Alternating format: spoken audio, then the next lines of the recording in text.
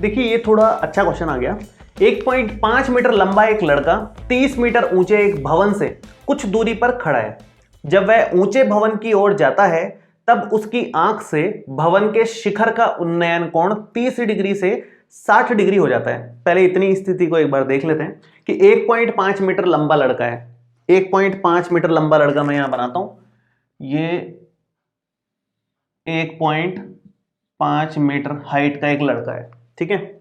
यहां है उसकी आंखें, तो आईज यहां पर है अपने, और 30 मीटर ऊंचा एक भवन है।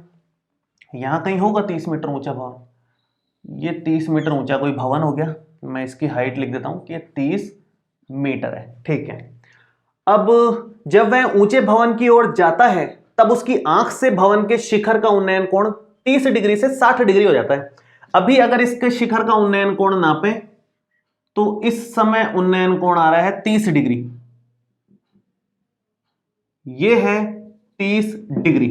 लेकिन जैसे ही वो इसके भवन के पास जाता है, ये है धरातल नीचे है, और ये थोड़ा और आगे गया, मान लो ये यहां पर आ गया व्यक्ति, और फिर उसने देखा ऊपर टॉप को, तो उस केस में जो उन्नयन कोण आया वो आया 60 डिग्री।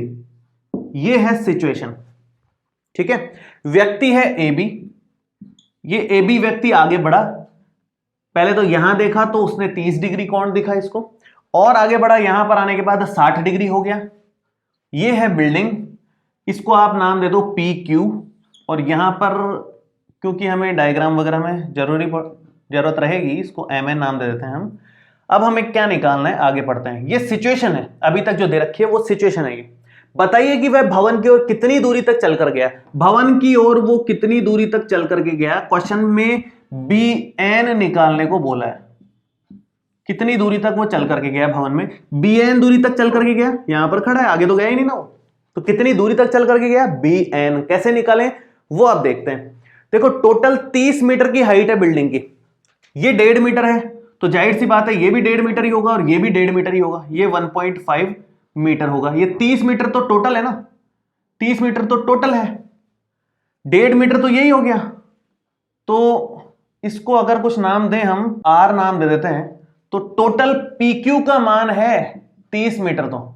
तो पी क्यू है अपने पास पी आर प्लस में आर क्यू के बराबर, तो पी आर हमें निकालना है, आर क्यू तो 1.5 पता ही है अपने को, तो पी आर यहां से आ जाएगा 1.5, उसमें से घटाएंगे तो 28.5 मीटर, ये पी आर का मान आ गया। मतलब ये ऊंचाई जो है ये 28.5 मीटर है, यहां से लेकर के यहां तक की, ठीक है। अब इसकी मदद से देखो हम कैसे बी एन निकालेंगे। बी एन निकालो या ए एम निकालो, बात तो एक ही है। मैं इसको x नाम दे देता हूं, ये x मीटर होगा तो ये भी x मीटर ही होगा, ठीक है। एम आर को आप y नाम दे दो, y मीटर, मतलब ये y मीटर या ये y मीटर, जो भी आप बोलना चाहो, दोनों सेम ही रहेंगे, वो तो आयत बन रहा है ये हमने नामकरण कर दिया है। हमें x निकालना है क्वेश्चन में, बेसिकली y से कोई मतलब नहीं है, हमें निकालना x है। कैसे निकालेंगे, ध्यान से देखो, दो समकोण त्रिभुज यहां पर आपको दिख रहे होंगे साफ साफ, एक समकोण त्रिभुज एम आर पी और एक ए आर पी। इन दोनों समकोण त्रिभुजों की बात करेंगे। त्रिभुज एम आर पी में एक तो इधर, और एक त्रिभुज ए आर पी में, इन दोनों त्रिभुजों में हमें देखना है क्या क्या हम पॉसिबिलिटी कर सकते हैं। देखो ध्यान से, थीटा यहां है, इधर भी थीटा यहां है, थीटा के जस्ट सामने वाली भुजा को लंब बोला जाता है, तो ये भुजा तो लंब भुजा हो गई, इसमें कोई दो राय नहीं है, दोनों त्रिभुजों के लिए। और नीचे वाली भुजा आधार भुजा है, दोनों त्रिभुजों के लिए। और लंब और आधार का संबंध आपको क्लियर है कि लंब और आधार का संबंध tan में ही मिलने वाला है, तो दोनों त्रिभुजों में tan का ही फॉर्मूला लगेगा। एक में लगेगा tan a, यहां तो लगेगा tan a, और यहां लगेगा tan m, जो कि होगा लंब बटे आधार,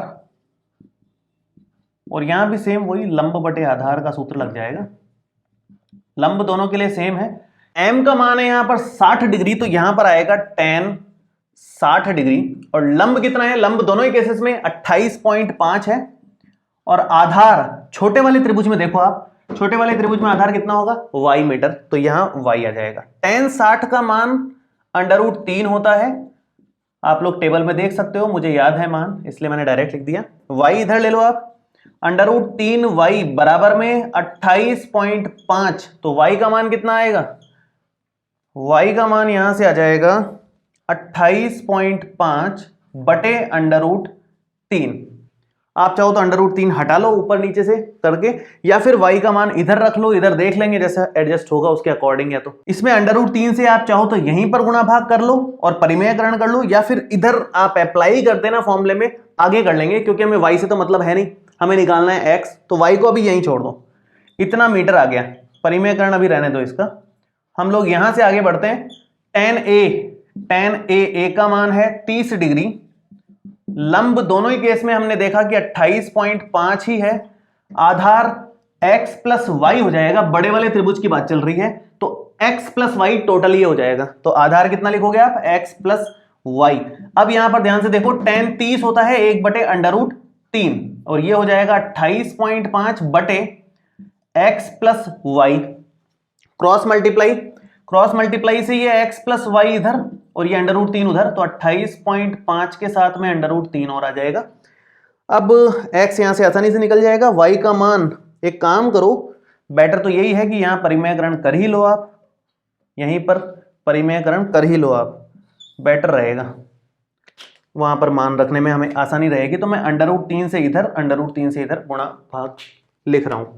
ऊपर बन जाएगा 28.5 √3 और नीचे √3 मिलकर के 3 हो जाएगा।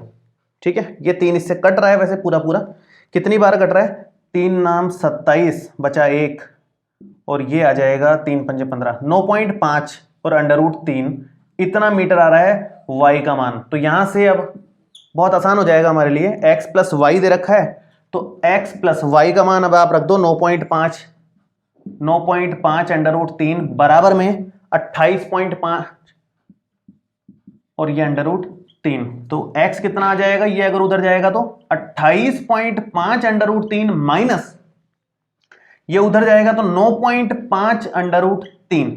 अब 28.5 में से 9.5 माइनस कर लो, √3 तो हम लगा ही देंगे उसमें से, तो ये कितना आ जाएगा? 19.5 √3 मीटर। ये हमारा फाइनल आंसर आया कि 19.5 √3 मीटर वो भवन की तरफ चला। x हमें निकालना था, x का मान ये आ गया है।